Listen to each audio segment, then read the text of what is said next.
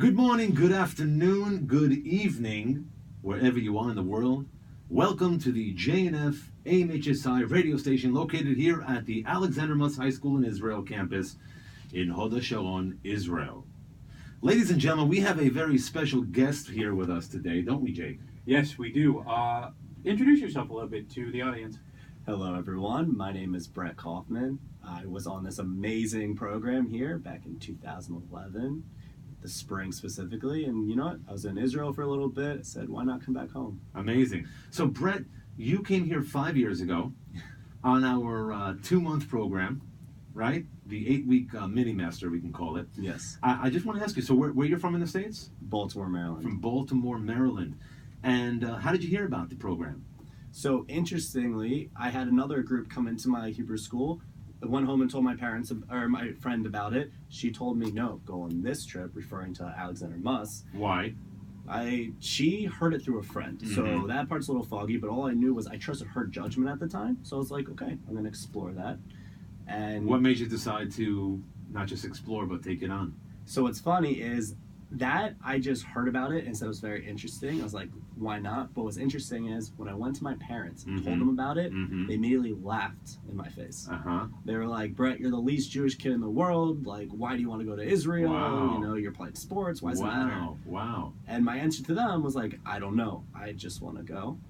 So I love my parents. So if you're listening, I love you. But it's funny. They kind of gave me a small ultimatum. They're like, if you raise half the money, then we'll give you the other half. Wow, that's a big how'd you deal. raise half the? Yeah, that is a big deal. How'd you raise the money? Well, he's going to be a fundraiser. We'll talk about that in a second.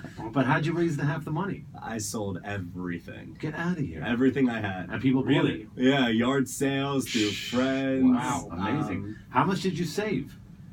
So I guess I heard about the program in my sophomore year. So ever since I determined, let's say that was the spring I wanted to go, it's about a year's worth of saving. Hanukkah, birthday, mowing the lawn, just put aside. Did you hear then about the, well, no, because we weren't merged yet with J&F. But J&F has a great program called Plant Your Way to Israel. You heard about it since? I did. They actually helped me a tremendous amount. Oh, yeah. So you did do Plant Your Way to Israel. I did. Oh, it's a great opportunity for students who want to be able to raise money, save money, and then be able to use that money for their tuition here in Israel, which is great. And it's relatively easy to get people to want to buy into that. So your parents called you, the least interested Jewish kid or whatever it is that they said. Of course, lovingly, but maybe they had something about that. And you ended up coming for this 8-week session, which is, I'm sure it was phenomenal. If you can just share with us one or two kind of quick tidbits, what is it that you discovered here, and what is it that led you to where you are today? And we'll talk about where you are today in just a second. So if you can just share one or two sort of aha moments, defining moments of your time here at AMHSI 5 years ago. Sure. So first off, part of the reason why I was a very disconnected Jewish kid was I felt it was like pushed on me, not by my parents, but like some of my surroundings. So I retreated. So first thing I did when I was here was I realized that there was no pressure for you to learn anything like religiously, but if you wanted to, it was there. Amazing. So it was right there for you. So my first real like whoa moment was I was in the classroom and we were learning the story about Gideon. And it fascinated me, and my teacher actually said it was kind of like the movie 300, which was one of my favorite movies at the time. Then we took our tiyul. Don't remember exactly where. What is a tiyul for our listeners who don't speak Hebrew? It was a field trip. And we went right to the spot where the story took place. Wow. Re-hiked the mountain. Wow. Was retold the story. My teacher pointed to the ground right to my right and said, that's where the battle took place, right there. So 5 years later, do you remember who Gideon was? I remember the movie 300. So we're not going to test you. You passed your test, I imagine. So that's amazing. And I hear this from a lot of alumni. When they're coming to study Jewish history here in Israel, you're able to actually walk in the places where history took place. And I tell that to people around the world wherever I travel and I talk about the program. I say, it's like if you're going to study, Italian history or Vatican, you're going to go there. That's where you're going to get the best opportunity to learn what you can.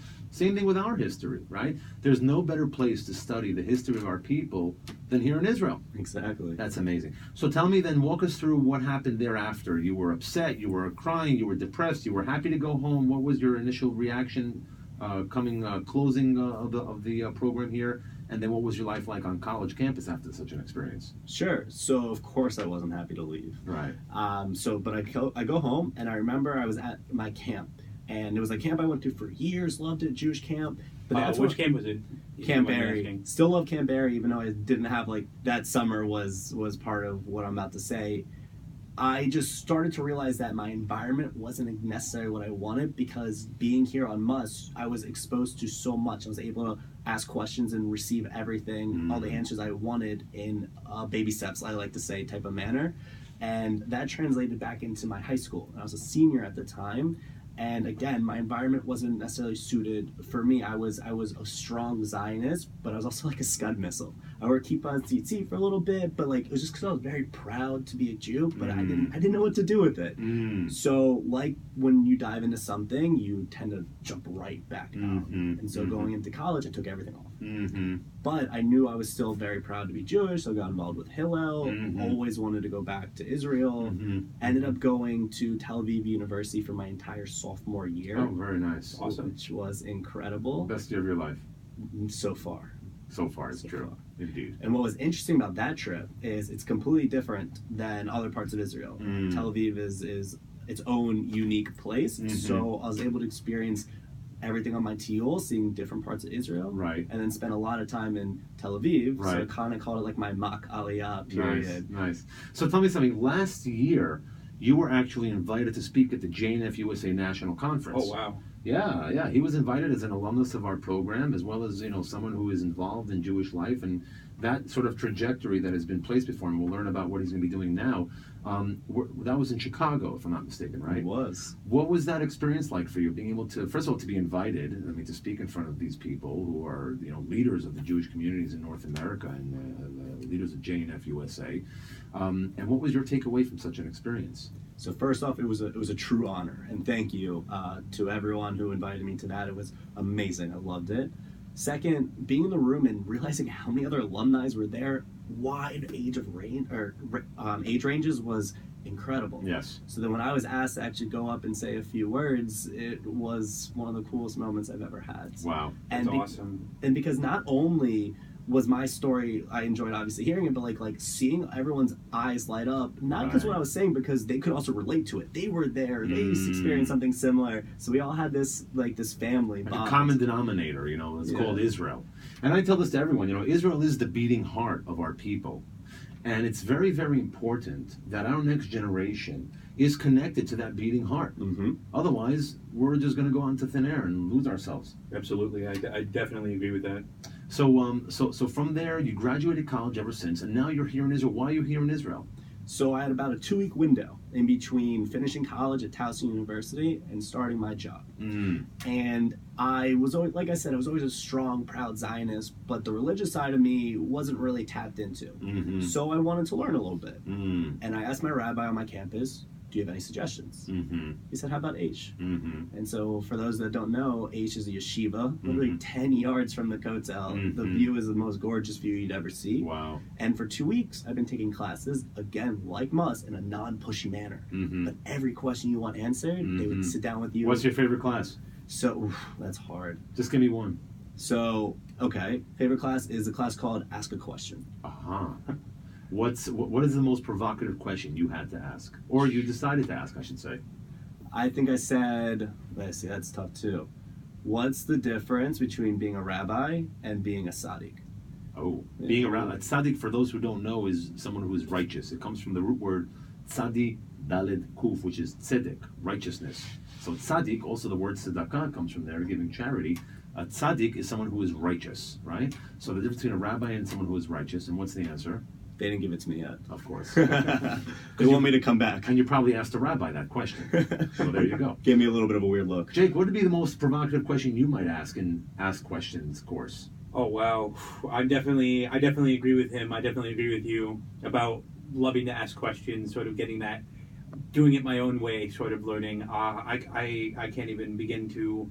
There's so many questions swirling around. There are a lot of questions. We are a people of questions. When my kid comes home from school, I say, "What?" I don't say, "What did you learn today?" I say, what questions did you ask today? And if you open up some of our, text, rabbinic text, like the Talmud, for example, you'll notice it's all questions and answers. It's all arguing and debating, which I think is the power and one of those magic formulas of our people to this day, that we're able and open to questioning and answering and trying to find what the sort of essence is of what we're dealing with at hand, whether it's text, whether it's life, challenges, obstacles that are before us. So real quick, 30, 40 seconds now. You are here, you're leaving on Sunday after 2 weeks of study at Aish. You're not going to become a rabbi, though I'd say you probably are close to a tzaddik. You have a good heart, you are a good person, I'm sure. Thank you. And you made a decision to enter a special field which requires you to give back to our people, right? So just tell us real quick, what are you going to be doing when you get back home? So I have the privilege and honor to be working for APAC, the American Israel Public Affairs Committee, and in a specific new job that was created about 3 years ago, roughly, called the Fundraising Fellows. Fundraising Fellows. Yes. Nice. And what are you going to be doing? I will be fundraising. Indeed. I'll be a fellow. Indeed. It's very exciting because what I really specifically like about this is I have the opportunity to meet with people and craft a message to them and tell them why I love Israel in my own way. It's very entrepreneurial too. And it's very exciting, and it's going to be a great challenge that I'm looking forward to. Phenomenal. Listen, we want to thank Brett for coming all the way from Baltimore, yeah. Maryland, Yeah. and then Jerusalem at the AISH program. Yes. Thank you very much for sitting here and answering our questions. That's Absolutely. right. And we are inspired by your journey. And what it does for us is realize that the work of the Alumnus High School in Israel, JNF, is not just in the present tense, but is also about the future. Because what in fact we're doing here is we are transforming tomorrow's generation today. We are investing in our next generation, and proof is in the pudding. We're so happy to have you here, Brett. We look forward to you joining us next time you're in Israel. Maybe then you'll be the CEO of APAC, or maybe you'll be working with us in the same team, on the same side, if you will, here at the Amhsi JNF. We want to wish you lots of success, harbe be'atzlacha, in all that you do, and we have no doubt that our paths will continue to cross, as soon we'll be professional colleagues. Looking forward to it. Once again, ladies and gentlemen, we want to thank you for tuning in to the JNF Amhsi radio station here at the Alumnus High School in Israel, in Hod HaSharon, Israel. And thanks for listening.